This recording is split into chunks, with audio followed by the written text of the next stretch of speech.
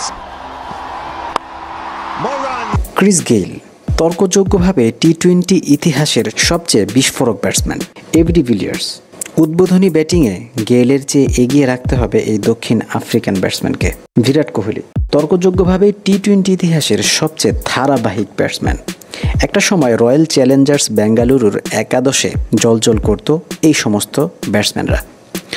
2011 থেকে 2017 সাল পর্যন্ত আইপিএলে বেঙ্গালুরু হয়ে একসঙ্গে 79টি ম্যাচ খেলেছেন এই তিনজন। তো কোহলি, গেইল, ডিভিলিয়ার্সের মতো খেলোয়াড়কে নিয়ে এত শক্তিশালী বেঙ্গালুরু আইপিএল শিরোপা কতবার নিয়েছে?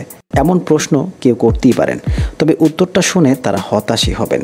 সেই সময় তো নয়ই, এখনও আইপিএলের চ্যাম্পিয়নের ট্রফি অধরা বেঙ্গালুরুর জন্য।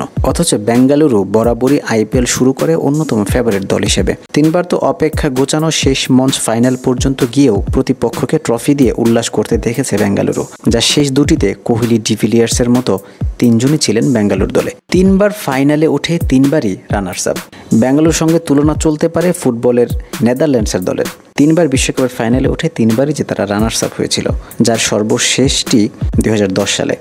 দক্ষিণ আফ্রিকায় সেবার প্রথমবার ফাইনালে উঠেই ডাচদের হারিয়ে বিশ্ব চ্যাম্পিয়ন হয় স্পেন। বেঙ্গালুরু বলতে পারে এমন ইতিহাস তো আমাদেরও। 2016 সালে আইপিএলে ফাইনালে ওঠে বেঙ্গালুরু ও সানরাইজার্স হায়দ্রাবাদ, যেটি ছিল বেঙ্গালুরুর তৃতীয় ও হায়দ্রাবাদের প্রথম ফাইনাল। ঠিক যেন 2010 বিশ্বকাপ। ফলো হলো 2010 সালের মতোই প্রথমবারের মতো ফাইনালে উঠেই কোহলিদের হারিয়ে চ্যাম্পিয়ন হয়ে যায় হায়দ্রাবাদ। 2016 সালের পর 2025, 9 বছর পর এবার আইপিএলের ফাইনালে কখনো চ্যাম্পিয়ন না হওয়া দুই দল। একটি দলের নাম রয়্যাল চ্যালেঞ্জার্স, অন্যটি পাঞ্জাব কিংস। 3 ফাইনালে ব্যর্থ বেঙ্গালুরু কি পারবে চতুর্থ ফাইনালে শিরোপা উৎসব করতে, নাকি তৃতীয়বার ফাইনালে ওঠা পাঞ্জাব প্রীতি জিন্তাকে প্রথম ট্রফি উপহার দিয়ে অপেক্ষা বাড়াবে? প্রশ্ন থেকেই যায়।